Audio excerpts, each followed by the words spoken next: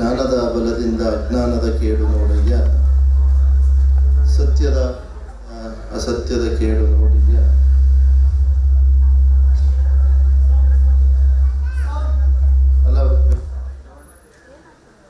ಪತಿಯ ಬಲದಿಂದ ತಮಂದದ ಕೇಡು ನೋಡಯ್ಯ, ಕೂಡಲ ಸಂಗನ ಶರಣರ ಅನುಭಾವದಿಂದ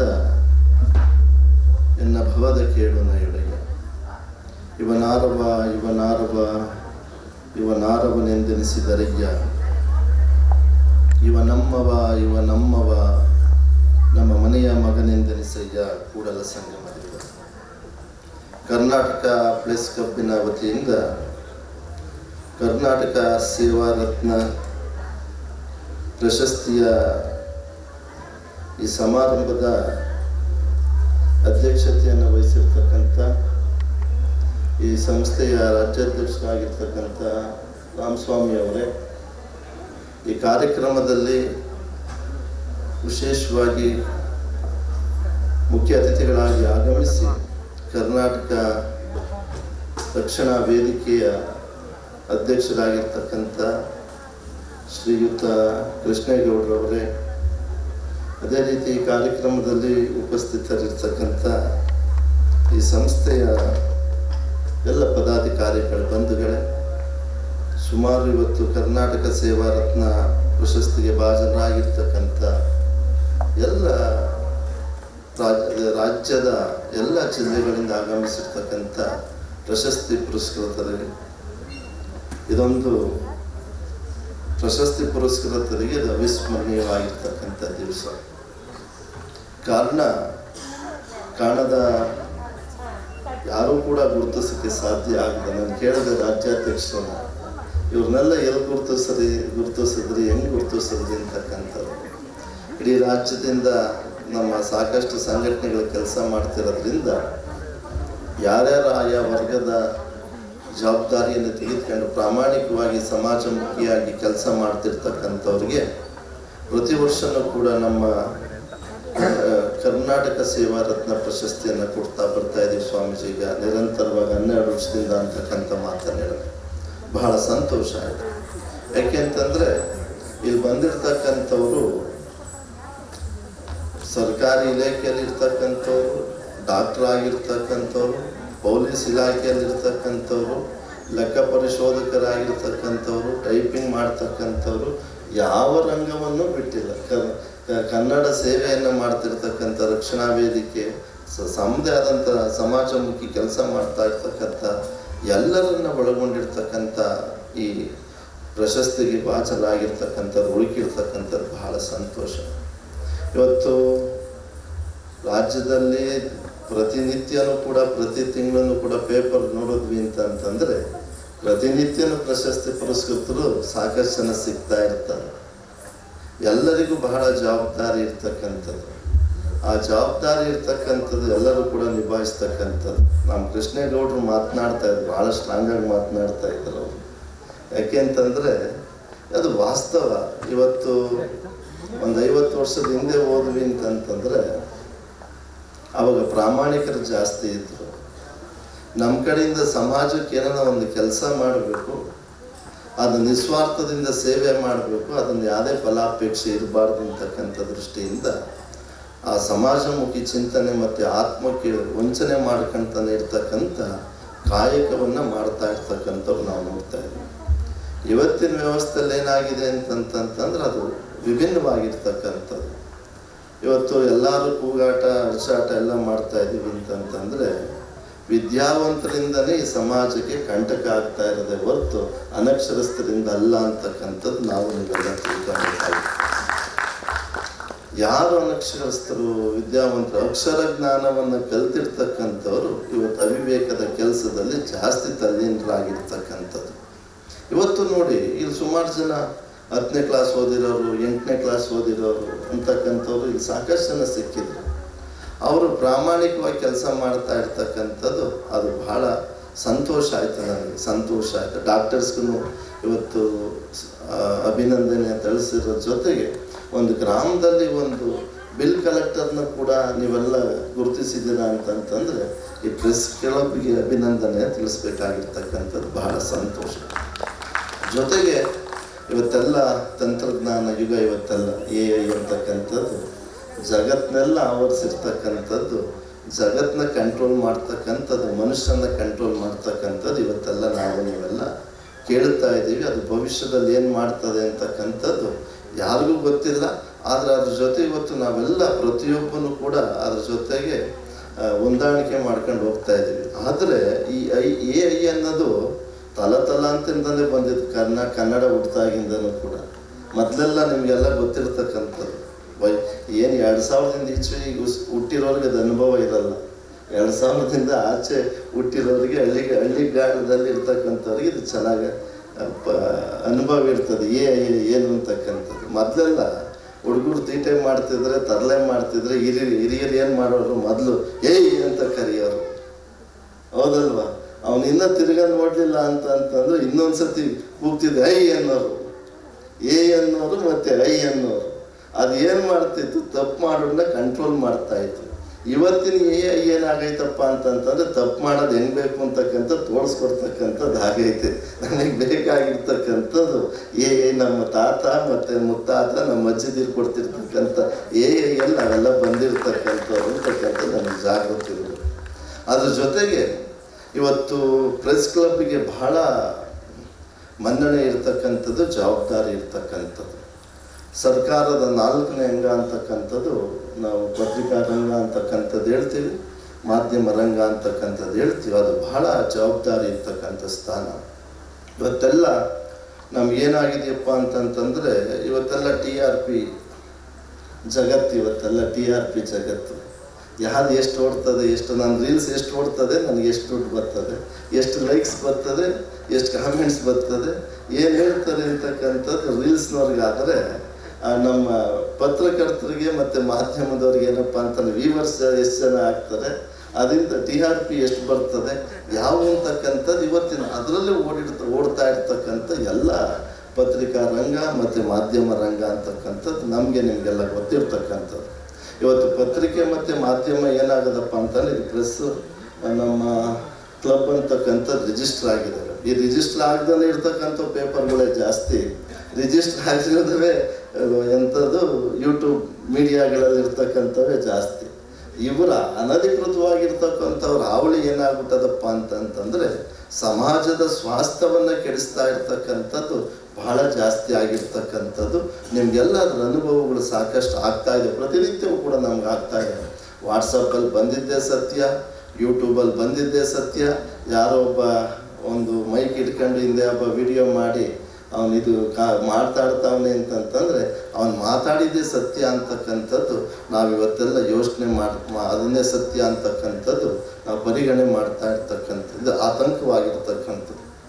ಯಾಕೆ ಅಂತಂದರೆ ನಮ್ಮ ದೇಶದ ಸುತ್ತಮುತ್ತ ಎಲ್ಲ ದೇಶಗಳು ಏನಾಗವೆ ಅಂತಕ್ಕಂಥದ್ದು ನಿಮಗೆಲ್ಲ ಗೊತ್ತಿರ್ತಕ್ಕಂಥದ್ದು, ಎಲ್ಲ ಯುವಜನತೆ ಏನಾಗಿದ್ದಾರೆ ಅಂತಕ್ಕಂಥದ್ದು.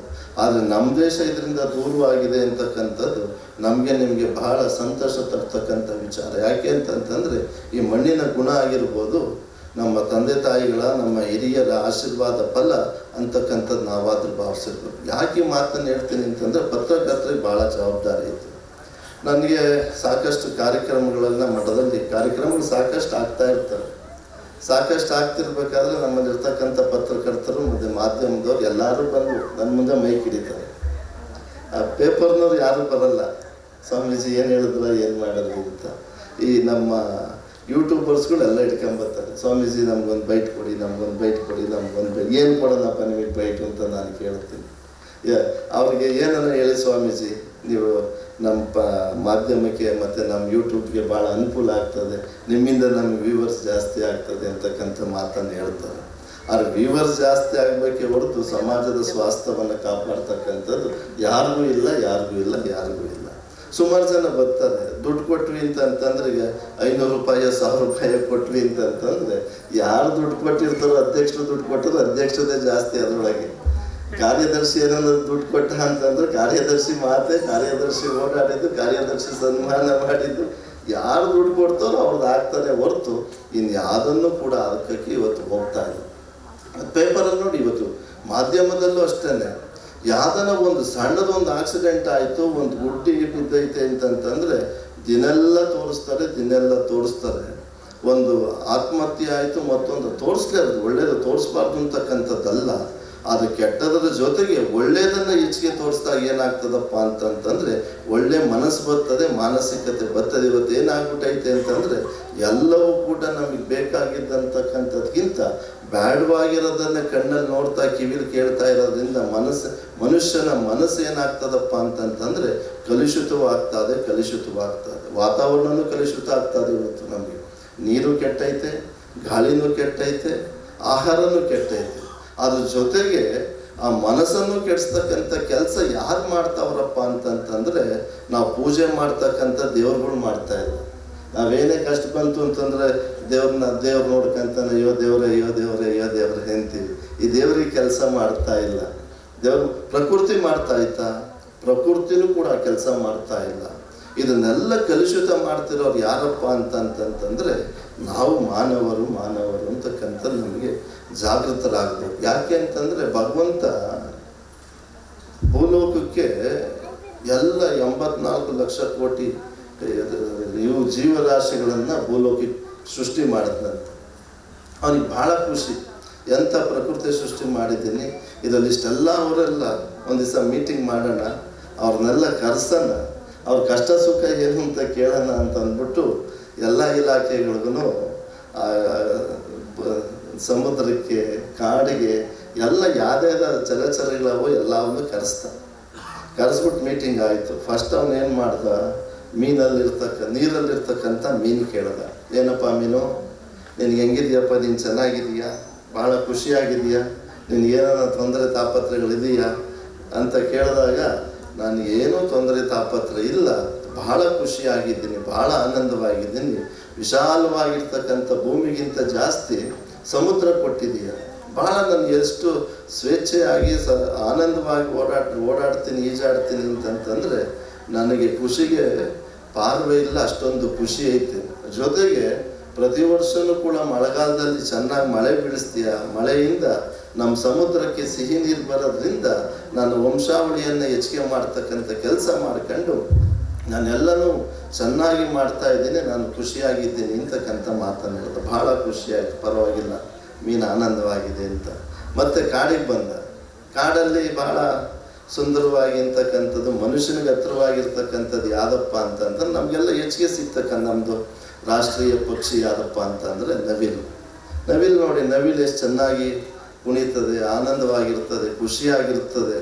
ಅದೇನ ನವಿಲನ್ನ ನಾವು ಎಲ್ಲೇ ಹೋಗ್ತಿರ್ಲಿ, ನಾವು ಕಾರಲ್ಲಿ ಹೋಗ್ತಿರ್ಲಿ, ಬೈಕಲ್ಲಿ ಹೋಗ್ತಿರ್ಲಿ, ನಾವು ಎಷ್ಟು ಸತಿ ನವಿಲು ನೋಡಿದ್ರು ಅದೆಲ್ಲನ ಬಂತು ಅಂತಂದ್ರೆ ಒಂದು ನಿಮಿಷ ನಿಂತ್ಕೊಂತೀವಿ. ಗಂಡು ನವಿಲು ಬಂತು ಅಂತಂದ್ರೆ ನಿಂತ್ಕೊಂತೀವಿ, ಹೆಣ್ಣು ನವಿಲು ಬಂತು ಇದೇನು ಲೆಕ್ಕ ಇಲ್ಲ ಪುಕ್ಕ ಇಲ್ಲ ಬಿಡುವಂತ ಸುಮ್ಮನೆ ಆಗ್ಬಿಡ್ತೀವಿ. ಅದನ್ನ ಕುಣಿಯೋದನ್ನು ನೋಡಿ ಮನುಷ್ಯ ತಲ್ಲಿದನ ಆಗ್ತಾನೆ, ಫೋಟೋ ಹೊಡ್ಕಂತಾನೆ. ಮೊದಲೆಲ್ಲ ಕಣ್ಣು ತುಂಬ್ಕೊಂತಿದ್ವಿ ನಾವು, ಇವತ್ತು ಕಣ್ಣು ತುಂಬ್ಕೊಳ್ಳೋದ ನಾವು. ಇವತ್ತೆಲ್ಲ ಇಲ್ಲಿ ಸಾಕಷ್ಟು ನಮ್ಮ ಫೋಟೋಗ್ರಾಫರ್ ಭಾಳ ಚೆನ್ನಾಗಿ ಕೆಲಸ ಮಾಡ್ತಾ ಇದ್ರಿ ಇಲ್ಲಿ. ಸರ್ ಅದು ಶಾಲ್ ಸರಿ ಮಾಡಿ, ಅದು ಮೆಡಲ್ ಸರಿ ಮಾಡಿ, ಇದು ಮಾಡಿ ಅಂತಕ್ಕಂಥದ್ದನ್ನು ಅವ್ರು ಹೇಳ್ತಾ ಇದ್ರು. ಯಾಕೆ ಅಂತಂತಂದರೆ ನನ್ನ ಫೋಟೋಗ್ರಫಿ ಭಾಳ ಚೆನ್ನಾಗಿ ಬರಬೇಕು, ಅದು ಸುಂದರವಾಗಿರ್ತಕ್ಕಂಥದ್ದು, ನೋಡೋರಿಗೆ ಬಹಳ ಖುಷಿ ಆಗಬೇಕು, ಅದು ನನ್ನ ಕರ್ತವ್ಯನ ಸರಿಯಾಗಿ ಮಾಡಬೇಕು ಅಂತಕ್ಕಂಥ ದೃಷ್ಟಿಯಿಂದ ಅವ್ರ ಫೋಟೋಗ್ರಾಫರ್ ನಮ್ಮನ್ನೆಲ್ಲ ಎಚ್ಚರಿಸ್ತಾ ಇದ್ರು, ವೇದಿಕೆ ಮೇಲೆ ಸನ್ಮಾನ ಮಾಡ್ತಕ್ಕಂಥವ್ರಿಗೆ. ಅದೇ ರೀತಿ ನಾವೆಲ್ಲ ಫೋಟೋ ಹೊಡ್ಕೊಂತೀವಿ. ನಮ್ದೇನ ಸ್ಟೋರೇಜ್ ಜಾಸ್ತಿ ಆಯಿತು ಅಂತಂದ್ರೆ ಹಿಂದೆರವನ್ನೆಲ್ಲ ಡಿಲೀಟ್ ಮಾಡ್ತಾ ಹೋಗ್ತಾ ಇರ್ತೀವಿ. ಅದು ಮುಂದಕ್ಕೆ ಹೋಗ್ತಾ ಇದ್ದಂಗೆ ಹಿಂದೆ ಹೋಗ್ತಾ ಇರ್ತಾರೆ. ಅದೇ ಥರ ನಾವು ಫೋಟೋ ಹೊಡ್ಕೊಳ್ಳೋದು, ಆ ನವಿಲನ ನೃತ್ಯವನ್ನು ನೋಡ್ದು ನವಿಲನ್ನು ಕೇಳ್ತಾನೆ, ಏನಪ್ಪ ಚೆನ್ನಾಗಿದೆಯಾ, ಖುಷಿಯಾಗಿದೆಯಾ ಅಂತಂದರೆ ನಾನಂತೂ ಭಾಳ ಚೆನ್ನಾಗಿದ್ದೀನಿ, ಖುಷಿಯಾಗಿದ್ದೀನಿ. ನನಗಿಂತ ಖುಷಿಯಾಗಿರ್ತಕ್ಕಂಥವ್ನು ಭೂಲೋಕದಲ್ಲಿ ಕಾಡಲ್ಲಿ ಯಾರೂ ಇಲ್ಲ ಇರ್ಬೋದು, ನಾನಷ್ಟು ಚೆನ್ನಾಗಿದ್ದೀನಿ. ಅದು ನನಗೆ ಕಾಟ ಯಾರ್ದಪ್ಪ ಅಂತಂದ್ರೆ ಮನುಷ್ಯರದೇ ಕಾಟ ಅಂತ ಒಂದು ಹೇಳ್ದಷ್ಟೇ, ಇನ್ನೇನು ಹೇಳಿಲ್ಲ.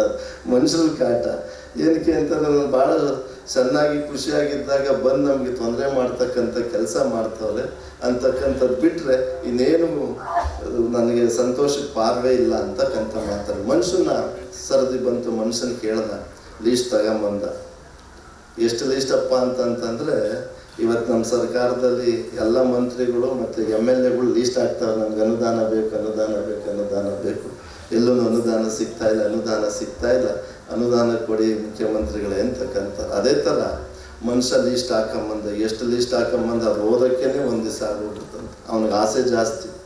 21 ವರ್ಷ ತನಕ ನಾನು ಬರೀ ಓದೋದಾಯಿತು, ನಾನು ದುಡಿಮೆಗೆ ಸಿದ್ಧತೆ ಆಯಿತು. 21 ವರ್ಷ ಆದಮೇಲೆ 30 ವರ್ಷ ತನಕ ಬರೀ ಕೆಲಸ ಹುಡುಕೋದೇ ಆಯಿತು. ಕೆಲಸ ಹುಡುಕದ್ಮೇಲೆ ಹೆಣ್ಣು ನೋಡೋದೇ ಮೊದಲಂದ್ರೆ ಹೆಣ್ಣು ಸಿಕ್ಕೊಡೋ ಭಾಳ ಕಷ್ಟ. ಸುಲಭನಾಗಿ ಹೆಣ್ಣು ಸಿಕ್ಕೋರು, ಗಂಡು ಸಿಕ್ಕೋರು, ಹೆಣ್ಣು ಸಿಕ್ಕೋರು. ಇವತ್ತು ಯಾವುದೇ ಊರಿಗೆ ಹೋಗ್ಲಿ ಹೆಣ್ಣು ಮದುವೆ ಆಗ್ತಾನೆ ಇರೋರು ಗಂಡು ಮಕ್ಕಳೇ ಜಾಸ್ತಿ. ಹೆಣ್ಮಕ್ಳಿಗೆಲ್ಲ ಮದುವೆ ಮಾಡಿರ್ತಾರೆ ಹೆಚ್ಚು ಕಮ್ಮಿ, ಮದುವೆ ಆಗೋರು ಇಲ್ಲ. ಹಂಗೆ ಸಾಕಷ್ಟು ಜನ ಮದುವೆ ಆಗ್ತಾನೆ ಕಾಯ್ತಾ ಇರ್ತಕ್ಕಂಥವ್ರು ಇವತ್ತೆಲ್ಲ ಅದೊಂದು ಉದ್ಯಮ ಆಗೈತಿ. ಇವತ್ತು ಮದುವೆ ಮಾಡಿಸ್ತಕ್ಕಂಥದ್ದೇ ಒಂದು ಮ್ಯಾಟ್ರಿಮೋನಿ ಅಂತಕ್ಕಂಥದ್ದು ಭಾಳ ದೊಡ್ಡ ಉದ್ಯಮ ಆಗೈತೆ, ಬಿಸ್ನೆಸ್. ನಮ್ಮ ಮಟ್ಟದಲ್ಲಿ ಒಂದು ಮಾಡ್ತಾರೆ. ಅವ್ನು ಎಷ್ಟು ವರ್ಷಕ್ಕೆ ಮಾಡ್ತಾರಪ್ಪ ಅಂತಂತಂದ್ರೆ ಕನಿಷ್ಠ 70 ರಿಂದ 80 ಲಕ್ಷ ವರ್ಷಕ್ಕೆ ನಾವು ಟರ್ನ್ ಓವರ್ ಮಾಡ್ತೀವಿ ಗಂಡು ಹೆಣ್ಣ ತೋರ್ಸೋದ್ರಲ್ಲಿ ಅಂತಕ್ಕಂಥದ್ದು ಭಾಳ ಉದ್ಯಮಿ ಆಗ್ತಕ್ಕಂಥದ್ದು. ಆ ರೀತಿ ಮದುವೆ ಆಗೋದು ನೋಡ್ತದೆ. ಮದುವೆ ಆದಮೇಲೆ ಮಕ್ಕಳು, ಮನೆ ಕಟ್ಟೋದು, ಅದು ಇದರಲ್ಲೇ ನನಗೆ ಆಗೋಗ್ಬಿಡ್ತೀನಿ. ಭಾಳ ಕಷ್ಟ ಆಗ್ಬಿಟ್ಟೈತೆ ನನಗೆ ಜೀವನ ಮಾಡೋದ್ರಲ್ಲಿ. ನೀನು ಸಿದ್ದರಾಮಯ್ಯನವ್ರ ಭಾಗ್ಯ ಕೊಟ್ಟಂಗೆ ನೀನು ನನಗೊಂದು 3 ಭಾಗ್ಯ ಕೊಡ್ಬೇಕಪ್ಪ ದೇವ್ರಿ ಅಂತಕ್ಕಂಥದ್ದನ್ನು ಆ ಭಗವಂತನ ಇವನು ಕೇಳಿದ್ನಂತೆ. ಏನಂತೆ, ನನಗೆ ವಯಸ್ಸು ಹೆಚ್ಚಿಗೆ ಇರಬೇಕು, ನನಗೆ ಯಾವುದೂ ಕೂಡ ಸಮಸ್ಯೆ, ಆರೋಗ್ಯ ಚೆನ್ನಾಗಿರಬೇಕು, ವಯಸ್ಸು ಮತ್ತು ಆರೋಗ್ಯ ಜಾಸ್ತಿ ಇರಬೇಕು, ಇದ್ರ ಜೊತೆಗೆ ನನಗೆ ಯಥೇಚ್ಛವಾಗಿ ದುಡ್ಡಿರಬೇಕು, ಭಾಗ್ಯ, ಗೃಹಲಕ್ಷ್ಮಿ ಭಾಗ್ಯ ಅನ್ನಂಗೆ ನಮಗೆಲ್ಲ ಲಕ್ಷ್ಮಿ ಭಾಗ್ಯ ಕಟಾಕ್ಷವನ್ನು ಆಶೀರ್ವಾದ ಮಾಡಬೇಕು, ನನಗೆ ದುಡ್ಡಿಗೆ ಕೊರತೆ ಇರಬಾರ್ದು ಅಂತಕ್ಕಂಥದ್ದನ್ನು ಕೇಳೋದಂತೆ. ಯೋಚನೆ ಮಾಡ್ಬೇಕು ನಾವು. ಯಾಕೆ ಅಂತಂದರೆ ಮನುಷ್ಯನ ಕಂಡ್ರೆ ಬಹಳ ಪ್ರೀತಿ ಇತ್ತು. ಇವನಿಗೆ ಮಾತಾಡೋದು ಕೊಟ್ಟಿದ್ದೀನಿ, ಇವನು ಬಹಳ ಬುದ್ಧಿವಂತ, ವಿಚಾರವಂತ ಅಂತಂತಂದರೆ ಇವತ್ತೇನಾಗಿದ್ದೀವಪ್ಪ ಅಂತಂತಂದರೆ ಭಾಳ ಸ್ವಾರ್ಥಿಗಳಾಗ್ಬಿಟ್ಟಿದ್ವಿ. ಎಷ್ಟು ಸ್ವಾರ್ಥತೆ ಐತೆ ನಮ್ಮಲ್ಲಿ ಅಂತಂತಂದರೆ ಬೇರೆಯವರಿಗೆ ನಾವು ಒಂದು ವೃದ್ಧಾಶ್ರಮಕ್ಕೆ ಹೋಗಿ ದಾನ ಮಾಡ್ತೀವಿ, ಯಾವುದೋ ಒಂದು ದೇವಸ್ಥಾನಕ್ಕೆ ಲಕ್ಷಾಂತರ ರೂಪಾಯಿ ದುಡ್ಡು ಕೊಡ್ತೀವಿ. ಆದರೆ ಅಣ್ತಂದಿರು 1 ಕುಂಟೆ 2 ಕುಂಟೆ ವ್ಯತ್ಯಾಸ ಆಗ್ಬಿಡ್ತು ಅಂತಂತಂದರೆ ಒಯ್ದಾಟ ಬಿಡ್ತೀವಿ, ಹೊಡೆದಾಡ್ತೀವಿ. ನೆನ್ನೆ ತಾನೇ ಪೇಪರಲ್ಲಿ ನೋಡಿದ್ವಿ. ಇವತ್ತು ಸ್ವಂತ ಚಿಕ್ಕಮ್ಮನೇ ನಮ್ಮ ಕುದುರೆಗಿರಲ್ಲಿ ಮೊಮ್ಮಗನ ಕರ್ಕೊಂಬರೋಕೆ ಹೋಗ್ಬೇಕಾದ್ರೆ ಕೊಡದಲ್ಲಿ ಹೊಡೆದಾಕಿರೋದು. ಏನಕ್ಕೆ? ಬರೀ ಒಂದು 4 ಅಡಿ ಜಾಗಕ್ಕೋಸ್ಕರ ಹೊಡೆದಾಟ, ಕಿರ್ತಾಟ ಇವೆಲ್ಲ ಆಗ್ತಾ ಇರೋದು ಏನಕ್ಕಪ್ಪ ಅಂತಂತಂದರೆ ಮನುಷ್ಯನ ದುರಾಸೆ ಅಂತಕ್ಕಂಥದ್ದು. ಈ ದುರಾಸೆಗೆ ಮಿತಿ ಆಗಬೇಕು, ಸಮಾಜಮುಖಿಯಾಗಿ ಚಿಂತನೆ ಮಾಡಬೇಕು ಅಂತಕ್ಕಂಥದ್ದು ಭಗವಂತ ನಮಗೆ ಭಾಳ ಬುದ್ಧಿವಂತಿಕೆಯನ್ನು ಕೊಟ್ಟಿರ್ತಕ್ಕಂಥದ್ದನ್ನು ನಾವು ದುರುಪಯೋಗ ಮಾಡ್ಕೊಳ್ತಕ್ಕಂಥದ್ದು ಆಗ್ತಾ ಇದೆ. ಬಂಧುಗಳೇ, ಇದನ್ನೆಲ್ಲ ಕಡಿವಾಣ ಮಾಡಬೇಕು ಅಂತಂತಂದರೆ ನಮ್ಮ ಮಾನಸಿಕತೆಯನ್ನು ಪರಿವರ್ತನೆ ಮಾಡಬೇಕು. ಭಗವಂತ ನಮಗೆ 100 ವರ್ಷ ಆಯುಸ್ ಕೊಟ್ಟ, ಒಳ್ಳೆ ಜೀವನ ಮಾಡಬಾ ಅಂತಂತಂದರೆ ನಾವು ಯಾವ ರೀತಿ ಜೀವನ ಮಾಡ್ತಿದ್ದೀವಿ ಅಂತಕ್ಕಂಥದ್ದು ನಾವೇ ಸ್ವಲ್ಪ ತಿರುವಾಗಿ ನೋಡಿದ್ವಿ ಅಂತಂತಂದರೆ ಭಾಳ ಕಷ್ಟದ ಪರಿಸ್ಥಿತಿ. ಇವತ್ತು ವಾತಾವರಣ ನಿರ್ಮಾಣ ಆಗಿರ್ತಕ್ಕಂಥ ಶೋಚನೀಯವಾಗಿರ್ತಕ್ಕಂಥ ಪರಿಸ್ಥಿತಿಗಳಾಗ್ತಾ ಇದ್ದಾವೆ. ಸಮಾಜದಲ್ಲಿ ಕಲಹಗಳು ಜಾಸ್ತಿ ಆಗ್ತಾ ಇದ್ದಾವೆ. ಇದಕ್ಕೆಲ್ಲ ಕಾರಣ ಯಾರಪ್ಪ ಅಂತಂತಂದರೆ ಬೇರೆ ಯಾರೂ ಅಲ್ಲ, ನಾವೇ ಕಲಹ ಮಾಡ್ತಾ ಇದ್ದಾವೆ. ಮನುಷ್ಯನು ಬಿಟ್ಟರೆ ಇನ್ಯಾರು ಇದಕ್ಕೆ ತೊಂದರೆ ಮಾಡ್ತಾ ಇಲ್ಲ, ಎಲ್ಲನೂ ನಾವೇ ತೊಂದರೆ ಮಾಡೋಣ. ಎಲ್ಲೇ ಹೋದ್ರು ಆನೆಗಳ ಕಾಟ ಅಂತೀವಿ, ಚಿರತೆಗಳ ಕಾಟ ಅಂತೀವಿ, ಹೌದಲ್ವಾ? ಎಲ್ಲ ಕಾಟ, ಪ್ರಾಣಿಗಳ ಕಾಟ ಅಂತ ಯಾಕೆ ಹೇಳ್ತೀವಿ ಅಂತಂದರೆ ಗೋಮಾಳ ಬಿಡ್ತಾ ಇಲ್ಲ, ನಾವು ಕಾಡು ಬಿಡ್ತಾ ಇಲ್ಲ, ಎಲ್ಲ ನಾಡನ್ನು ಮಾಡ್ತಾ ಇದ್ದೀವಿ. ನಮ್ಮ ಪತ್ರಕರ್ತರು ಅದನ್ನು ಕೂಡ ಗಮನ ಹರಿಸ್ಬೇಕು. ಈ ಪ್ರೆಸ್ ಕ್ಲಬ್ನವ್ರಿಗೆ ಹೇಳ್ತಾ ಇದ್ದೀನಿ ನಾನು. ಯಾಕೆಂತಂದರೆ ನಾನು ಕೂಡ ನಮ್ಮ ನೆಲಮಂಗಲದಲ್ಲಿ ಸುಮಾರು ಈಗಾಗಲೇ 10,000 ಎಕರೆ ಎಲ್ಲ KIDB ಇಂಡಸ್ಟ್ರಿಯಲ್ ಏರಿಯಾ ಎಲ್ಲ ಅಕ್ವೈರ್ ಮಾಡ್ಕೊಂಬಿಟ್ಟು ಇವತ್ತೇನಾಗ್ಬಿಟ್ಟೈತೆ ಅಂತಂದರೆ ಸುಮಾರು ಕೋಟ್ಯಾಂತರ ಗಿಡಗಳಿದ್ದವು ನಮ್ಮಲ್ಲಿ. ಅಡಿಕೆ ಗಿಡ, ತೆಂಗು, ಮಾವು ಎಲ್ಲ ಥರ ಗಿಡಗಳಿದ್ದವು. ಇಂಡಸ್ಟ್ರಿಯಲ್ಲಿ ಬಂದಾಗಿದ್ದಕ್ಕೆ ಏನು ಮಾಡಿದ್ರಪ್ಪ ಅಂತಂದರೆ ಎಲ್ಲ ಗಿಡಗಳನ್ನು ಸರ್ವನಾಶ ಮಾಡಿಬಿಟ್ಟು ಇವತ್ತಲ್ಲ. ನಮ್ಮ ನೆಲಮಂಗಲಕ್ಕೆ ಏನಾಗೈತಪ್ಪ ಅಂತಂದರೆ ನಮ್ಮ ಬೆಂಗಳೂರಿಗೆ ಇನ್ನು ಸ್ವಲ್ಪ ದಿವಸದಲ್ಲೇ ಡೆಲ್ಲಿ ಪರಿಸ್ಥಿತಿ ಬರ್ತಕ್ಕಂಥದ್ದು ನಮಗೂ ಕೂಡ ದೂರ ಏನಿಲ್ಲ. ಯಾಕೆ ಅಂತಂತಂದರೆ ಸರ್ಕಾರಕ್ಕೆ ಎಷ್ಟತಕ್ಕಂಥ ಕೆಲಸ ಮಾಡಬೇಕು, ಗಿಡ ಮರಗಳನ್ನು ಬೆಳೆಸ್ತಕ್ಕಂಥ ಕೆಲಸ ಮಾಡಬೇಕಿಲ್ಲ ಅಂತಂತಂದರೆ ಭಾಳ ಕಂಟಕ ಆಗ್ತಕ್ಕಂಥದ್ದು ಪರಿಸ್ಥಿತಿ ಐತೆ ಬಂಧುಗಳು. ಇದಕ್ಕೆಲ್ಲ ಯಾರಪ್ಪ ನಾವು ಕಾರಣ ಅಂತಂತಂದರೆ ನಾವುಗಳೇ ಆಗಿರೋದ್ರಿಂದ ಜವಾಬ್ದಾರಿ ಜಾಸ್ತಿ. ನಮ್ಮ ಪತ್ರಕರ್ತರು ಮಿತ್ರರು ಮತ್ತು ಮಾಧ್ಯಮದವರು ಏನು ಸರ್ಕಾರದಲ್ಲಿ ಉಳಿದಿರ್ತಕ್ಕಂಥ ಜಾಗಗಳನ್ನು, ಅದು ಯಾವುದು ಗೋಮಾಳ ಆಗಿರ್ಬೋದು, ಬೇರೆ ರೀತಿ ಪರಿಸರ ಪೂರಕವಾಗಿರ್ತಕ್ಕಂಥ ಯಾವ ಮಠಕ್ಕೂ ಕೊಡೋದು ಬೇಡ. ನಾನು ಹೇಳ್ತಾ ಇದ್ದೀನಿ, ಆ ಮಠಕ್ಕೆ ಇಷ್ಟು ಎಕರೆ ಕೊಟ್ವಿ, ಈ ಮಠಕ್ಕೆ ಇಷ್ಟು ಎಕರೆ ಕೊಟ್ವಿ ಅಂತಕ್ಕಂಥದ್ದು ಸಾಕಷ್ಟು ಕೊಡಂಗಿದ್ರೆ ಅದನ್ನು ಬೇರೆ ಜಾಗ ಕೊಡಲಿ. ಗೋಮಾಳಗಳನ್ನು ಕೊಡ್ತಕ್ಕಂಥ ಕೆಲಸ ಮಾಡಬಾರ್ದು. ಅದನ್ನೆಲ್ಲ ಕಾಡಾಗಿ ರೂಪರೇಷೆಯನ್ನು ತರ್ತಕ್ಕಂಥ ಕೆಲಸ ಆಗಬೇಕು. ಇವತ್ತು ಏನಾಗೈತೆ ಅಂತಂದರೆ ಭಾಳ ಬೇಸರ ಆಗ್ತದೆ. ಹಳ್ಳಿಗಳಲ್ಲಿ ಪಾರ್ಕ್ಗಳಿಲ್ಲ. ಮೊದಲೆಲ್ಲ ಗುಣತೋಪ್ ಅಂತ ಇರೋವು. ಎಷ್ಟಿರೋ ಗುಣತೋಪ್ ಒಂದು ಊರಲ್ಲಿ 2 3 ಇಲ್ಲಾಂದ್ರೆ 4 ಗುಣತೋಪ್ ಇರೋವು. ಆ ಗುಣತೋಪಲ್ಲಿ ಏನಪ್ಪ ಅಂತಂದರೆ ಎಲ್ಲ ನೇರಳೆ ಮರ, ಮಾವಿನ ಮರ, ಹತ್ತಿ ಮರ, ಎಲ್ಲ ಹಣ್ಣಿನ ಮರಗಳೇ ಇರ್ತಿದ್ವಿ ಅಲ್ಲಿ ಗುಣತೋಪಲ್ಲಿ. ಇವತ್ತೆಲ್ಲ ಗುಣತೋಪ್ ಏನು ಮಾಡಿದ್ವಪ್ಪ ಅಂತಂತಂದರೆ ನಮ್ಗೆ ಹೆಣ ಮುಚ್ಚಕ್ಕೆ ಜಾಗ ಇಲ್ಲ ಅಂತ ಅಂದ್ಬಿಟ್ಟು ಸರ್ಕಾರದವರು ಎಲ್ಲ ಗುಣತೋಪನ್ನು ಏನು ಮಾಡ್ತಾವ್ರೆ, ಹೆಣ ಮುಚ್ಚಕ್ಕೆ ಜಾಗ ಕೊಡ್ತಾವ್ರೆ. ಆ ಗುಣತೋಪು ಗಿಡ ಮರಗಳಿಲ್ದಂಗೆ ಮಾಡ್ತಾ ಇರ್ತಕ್ಕಂಥದ್ದು ಸನ್ನಿವೇಶಗಳದ್ದು ಯಾರು ಮಾಡ್ತಾವ್ರಪ್ಪ ಅಂತಂತಂದರೆ ನಮ್ಮ ದುರಾಸೆಗೆ ಬಿಡೋ ಅಲ್ಲೇನ ನಮ್ಮ ಅಪ್ಪನ ಮುಚ್ಚಿದ್ರೆ ನಮ್ಮ ಅಮ್ಮನ ಮುಚ್ಚಿದ್ರೆ ಜಮೀನು ಮಾರೋಕ್ಕಾಗಲ್ಲ, ಎಲ್ಲನ ಮಾಡೋಣ ಬಿಡೋ ಅಂತಕ್ಕಂಥ ಪರಿಸ್ಥಿತಿ ಬಂದಿರತಕ್ಕಂಥ ಕಾಲ ಆಗೈತೆ ಬಂಧುಗಳೇ. ಇದಕ್ಕೆಲ್ಲ ಕಾರಣ ಯಾರಪ್ಪ ಅಂತಂತಂದರೆ ನಮ್ಮ ಮುತ್ತಾತದಿರಿಗೆ ಆ ದುರಾಸೆ ಇರಲಿಲ್ಲ. ಭಾಳ ಕಷ್ಟ ಬೀಳ್ತಿದ್ರು ಅವರೆಲ್ಲ. ನಾನು ತಿನ್ನಕ್ಕಿಟ್ಟಿಲ್ಲ ಅಂತಂದ್ರೆ ನನ್ನ ಮಕ್ಕಳು ನಮ್ಮ ಮೊಮ್ಮಕ್ಕಳು ಚೆನ್ನಾಗಿರ್ಬೇಕು ಅಂತಕ್ಕಂಥ ದೃಷ್ಟಿಯಿಂದ ಕಂಡೋರ್ ಮನೇಲಿ ಜೀತ ಮಾಡಿ ದುಡಿಮೆ ಮಾಡಿ 1 ಕಾಸೋ 2 ಕಾಸೋ ಉಳಿಸಿ 1 ಎಕರೆನೋ 2 ಎಕರೆನೋ 3 ಎಕರೆನೋ ಜಮೀನು ಮಾಡಿದ್ರು.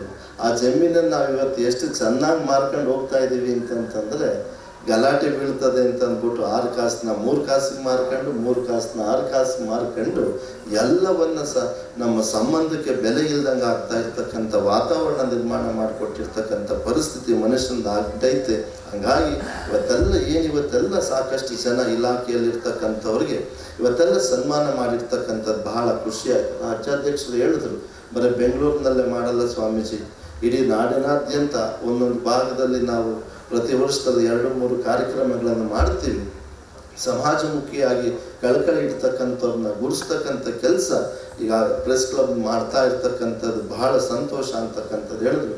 ಜೊತೆಗೆ ಅವ್ರಿಗೂ ಕೂಡ ಬಹಳ ಅನುಭವ ಇರ್ತಕ್ಕಂಥವ್ರು, ಸರ್ಕಾರಿ ಇಲಾಖೆಯಲ್ಲಿ ಕೆಲಸ ಮಾಡ್ತಾ ಇರ್ತಕ್ಕಂಥದ್ದು, ಮಿನಿಸ್ಟರ್ ಜೊತೆ ಕೆಲಸ ಮಾಡ್ತಾ ಇರ್ತಕ್ಕಂಥವ್ರು ಇವತ್ತೊಂದು ಪರಿಪೂರ್ಣವಾಗಿರ್ತಕ್ಕಂಥ ಈ ಪ್ರೆಸ್ ಕ್ಲಬ್ನಿಂದ, ಕರ್ನಾಟಕ ಪ್ರೆಸ್ ಕ್ಲಬ್ನಿಂದ ಉತ್ತಮ ಸೇವೆ ಮಾಡ್ತಕ್ಕಂಥವ್ರಿಗೆ ಅಭಿನಂದನೆ ಮತ್ತು ಪ್ರಶಸ್ತಿಯನ್ನು ಕೊಡ್ತಾ ಇರ್ತಕ್ಕಂಥದ್ದು ಬಹಳ ಸಂತೋಷ.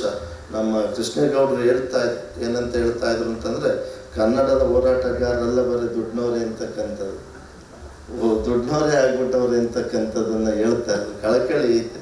ಆದರೆ ನಾವು ಕೂಡ ಸಾಕಷ್ಟು ಕನ್ನಡದ ರಾಜ್ಯೋತ್ಸವ ಕಾರ್ಯಕ್ರಮ ಅಂತ ನಾವೆಲ್ಲ ಕನ್ನಡ ರಾಜ್ಯೋತ್ಸವ ಮಾಡ್ತೀವಿ. ಅದು ಕನ್ನಡ ರಾಜ್ಯೋತ್ಸವ ಅಲ್ಲ, ಅದು ಕರ್ನಾಟಕ ರಾಜ್ಯೋತ್ಸವ. ನಾವೆಲ್ಲ ಕನ್ನಡಿಗರು. ನಾವೆಲ್ಲ ನೋಡಿ, ಕನ್ನಡ ಹುಟ್ಟಿರೋದು ಎಷ್ಟು ವರ್ಷ ಆಯಿತು? 3000 ವರ್ಷದ ಇತಿಹಾಸ ಐತೆ. ಕರ್ನಾಟಕ ಹುಟ್ಟಿದ ಎಷ್ಟು ವರ್ಷ ಆಯಿತು? ಮೊನ್ನೆ ತಾನೇ ಆಚರಣೆ ಮಾಡಿದ್ವಿ ಸುವರ್ಣ ಕರ್ನಾಟಕ ಅಂತಕ್ಕಂಥದ್ದು, ಹೌದಲ್ವಾ? ಅದು ಕರ್ನಾಟಕ ರಾಜ್ಯೋತ್ಸವನೇ ಹೊರತು ಕನ್ನಡ ರಾಜ್ಯೋತ್ಸವ ಅಲ್ಲ ಅಂತ ನೋಡಿ ನಮ್ಗೆ ತಿಳುವಳಿಕೆ ಹೆಂಗೈತಿ ಅಂತಕ್ಕಂಥದ್ದು ಇದನ್ನು ನಾವು ಯೋಚನೆ ಮಾಡಬೇಕಾಗಿರ್ತಕ್ಕಂಥದ್ದು. ಅದು ಕರ್ನಾಟಕ ರಾಜ್ಯೋತ್ಸವ ಆಗಬೇಕು, ಕನ್ನಡಿಗರೆಲ್ಲ ಒಂದಾಗಬೇಕು ಅಂತಕ್ಕಂಥದ್ದು ದೃಷ್ಟಿಯಿಂದ ಕನ್ನಡಕ್ಕೆ ಅವರೆಲ್ಲ ಹೋರಾಟ ಮಾಡ್ತಾರೆ. ಬೆಳಗಾಮಲ್ಲಿ ಹೋರಾಟ ಮಾಡಿದ್ರು, ಕನ್ನಡ ಮಠಕ್ಕಾಗಿ ಹೋರಾಟ ಮಾಡಿದ್ರು. ಆ ಸಾಲಿನಲ್ಲಿರ್ತಕ್ಕಂಥ ನಮ್ಮ ಪಾಲನೇತ್ರ ಅವ್ರಿಗೆ ಇವತ್ತು ಸನ್ಮಾನ ಮಾಡಿದ್ರಿ. ಅವರು ಕೂಡ ಮೊನ್ನೆ ತಾನೇ ನಮ್ಮ ರವೀಂದ್ರ ಕಲಾಕ್ಷೇತ್ರದಲ್ಲಿ ಒಂದು ಅಭಿನಂದನಾ ಕಾರ್ಯಕ್ರಮ ಆಯಿತು. ಇಡೀ ಕರ್ನಾಟಕದ ಇತಿಹಾಸದಲ್ಲೇ ಒಬ್ಬ ಕನ್ನಡ ಹೋರಾಟಗಾರನಿಗೆ ಅಷ್ಟೊಂದು ಅಭಿನಂದನಾ ಗ್ರಂಥ ಮತ್ತು ಒಂದು ಒಳ್ಳೆ ಕಾರ್ಯ ಮಾಡಿರ್ತಕ್ಕಂಥದ್ದು ಅವ್ರಿಗೇನೂ ಇಲ್ಲ. ಅವ್ರು ಹೇಳ್ತಿದ್ರು, ಸೋಮಣ್ಣ ಅವ್ರು ಹೇಳ್ತಾ ಇದ್ರು, ನನ್ನ ಜೊತೆನೇ ಅವನೇ ಒಂದು ದಿವಸ ನನಗೇನು ಬೇಕು ಅಂತಕ್ಕಂಥದ್ದು ಕೇಳ್ಕೊಂಡಿಲ್ಲ. ಅವನಂತ ಕೋಪಿಷ್ಟ ಅವರು.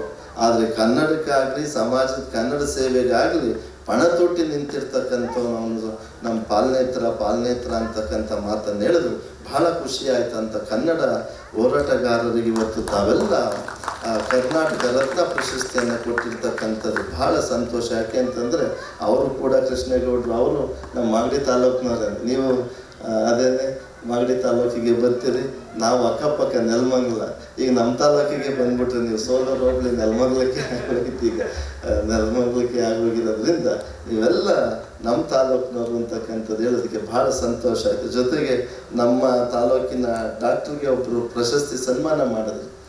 ಭಾಳ ಖುಷಿ ಆಯಿತು. ನಮ್ಮ ನೆಲಮಂಗಲದವ್ರನ್ನ ಒಬ್ಬರು ಡಾಕ್ಟ್ರನ್ನ ಗುರುತಿಸ್ತಕ್ಕಂಥದ್ದು, ಒಳ್ಳೆ ಕೆಲಸ ಮಾಡ್ತಾ ಇರ್ತಕ್ಕಂಥ ಅದು ಉತ್ತರ ಕರ್ನಾಟಕದ ಎಲ್ಲ ಡಾಕ್ಟರ್ಸ್ ಅವರು ಒಂದು 4 ಜನ ಡಾಕ್ಟರ್ಸ್ ಸೇರ್ಕೊಂಡು ಹಾಸ್ಪಿಟ್ಲನ್ನು ಮಾಡಿ ಉತ್ತಮವಾಗಿರ್ತಕ್ಕಂಥ ಸೇವೆ ಮಾಡ್ತಾ ಇರ್ತಕ್ಕಂಥ ಎಲ್ಲ ಡಾಕ್ಟರ್ಸ್ ಒಬ್ಬರೇ ಅಂತ ಹೇಳ್ತಾ ಇಲ್ಲ, ಅವರು ನಮಗೆ ಹತ್ತಿರದಲ್ಲಿರೋದ್ರಿಂದ ಅವ್ರ ಹೆಸರು ಹೇಳ್ತಾನೆ. ಇಲ್ಲಿ ಬಂದಿರತಕ್ಕಂಥ ಎಲ್ಲರೂ ಕೂಡ ಕರ್ನಾಟಕದ ರತ್ನಗಳೇ ಅಂತಕ್ಕಂಥದ್ದನ್ನು ಮತ್ತೊಮ್ಮೆ ಹೇಳ್ತಾ ಈ ಕಾರ್ಯಕ್ರಮಕ್ಕೆ ಕರೆಸಿ ನಿಮ್ಮನ್ನೆಲ್ಲ ನೋಡ್ತಕ್ಕಂಥ ಅವಕಾಶ ಮಾಡಿಕೊಟ್ರು. ನಾನು ಈ ಕಾರ್ಯಕ್ರಮಕ್ಕೆ ಬಂದಿರಲಿಲ್ಲ ಅಂತಂತಂದರೆ ಕರ್ನಾಟಕದ ರತ್ನಗಳನ್ನು ನಾನು ನೋಡೋಕ್ಕೆ ಅವಕಾಶ ಆಗ್ತಿರ್ಲಿಲ್ಲ. ಆ ಅವಕಾಶ ಮಾಡಿಕೊಟ್ಟಂಥ ನಮ್ಮ ಕರ್ನಾಟಕ ಪ್ರೆಸ್ ಕ್ಲಬ್ಗೆ ಅಭಿನಂದನೆಗಳನ್ನು ತಿಳಿಸ್ತಾ ನಾನು ಮಾತು ವಿರಾಮ ಕೊಡ್ತೇನೆ. ಎಲ್ಲರಿಗೂ ಮಂಗಳವಾಗಿ ಶಿವಂಪಿಗೆ. ಸಾಕಷ್ಟು ವಿಚಾರಗಳನ್ನು ತಮ್ಮ ಅಮೃತ ನುಡಿಗಳ ಮೂಲಕ ನಮ್ಮೆಲ್ಲರಿಗೆ ತಿಳಿಸಿದ ಪರಮ ಪೂಜ್ಯ ಶ್ರೀ ಸಿದ್ಧಲಿಂಗ ಸ್ವಾಮೀಜಿ, ಪವಾಡ ಶ್ರೀ ಬಸವಣ್ಣ ದೇವರ ಮಠ, ನೆಲಮಂಗಲ ಪರಮ ಪೂಜ್ಯರಿಗೆ ನಿಮ್ಮೆಲ್ಲರ ಭಕ್ತಿಪೂರ್ವಕ ಚಪ್ಪಾಳೊಂದಿಗೆ ಪ್ರಣಾಮಗಳನ್ನ ಸಲ್ಲಿಸ್ತಾ ಇದ್ದೇವೆ. ಶ್ರೀಯುತ ರಂಗನಾಥ್ CS ಅವರು ವೇದಿಕೆಗೆ ಬರಬೇಕು ಅಂತ ಕೇಳ್ಕೊಳ್ತಾ ಇದ್ದೇವೆ. ಶ್ರೀಯುತ ರಂಗನಾಥ್ CS ಅವರು, ಶ್ರೀಯುತ ರಂಗನಾಥ್ CS ಅವರಿಗೆ ಪರಮ ಪೂಜ್ಯರು ಅತಿಥಿ ಗಣ್ಯರು ಪ್ರಶಸ್ತಿ ಪ್ರದಾನ ಸಮಾರಂಭವನ್ನು ನೆರವೇರಿಸಬೇಕು ಅಂತೇಳಿ ಶ್ರೀಯುತರಲ್ಲಿ ವಿನಂತಿಯನ್ನ ಮಾಡ್ಕೊಳ್ತಾ ಇದ್ದೇವೆ.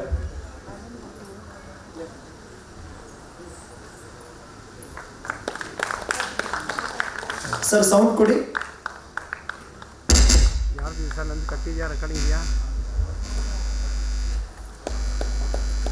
ಡಾಕ್ಟರ್ ರಂಗನಾಥ್ CS ರವರು ತುಮಕೂರು ಜಿಲ್ಲೆಯ ಚಿಕ್ಕನಾಯಕನಹಳ್ಳಿಯಲ್ಲಿ 1983ರಲ್ಲಿ ಜನಿಸಿ ತುಮಕೂರು ಸಿದ್ಧಗಂಗಾ ಮೆಡಿಕಲ್ ಕಾಲೇಜಿನಲ್ಲಿ MBBS ವ್ಯಾಸಂಗ ಮುಗಿಸಿದ್ದಾರೆ. ಅರಸೀಕೆರೆ ತಾಲೂಕು ಹಿರಿಯ ವೈದ್ಯಾಧಿಕಾರಿ ಮತ್ತು ತಾಲೂಕು ಆರೋಗ್ಯಾಧಿಕಾರಿಯಾಗಿ ಸೇವೆ ಸಲ್ಲಿಸುತ್ತಿದ್ದಾರೆ. ಕುಷ್ಠರೋಗ ತಜ್ಞರಾಗಿ ಹಾಗೂ ಕುಟುಂಬ ಕಲ್ಯಾಣ ಶಸ್ತ್ರಚಿಕಿತ್ಸಕರಾಗಿ ಜನಪ್ರಿಯತೆ ಪಡೆದಿದ್ದಾರೆ. ಆಡಳಿತ ಸೇವೆ ಮತ್ತು ವೈದ್ಯಕೀಯ ಸೇವೆಗಾಗಿ ಕರ್ನಾಟಕ ಪ್ರೆಸ್ ಕ್ಲಬ್ನ ಭಾರತ ಸೇವಾ ರತ್ನ ಪ್ರಶಸ್ತಿಗೆ ಭಾಜನರಾಗಿದ್ದಾರೆ.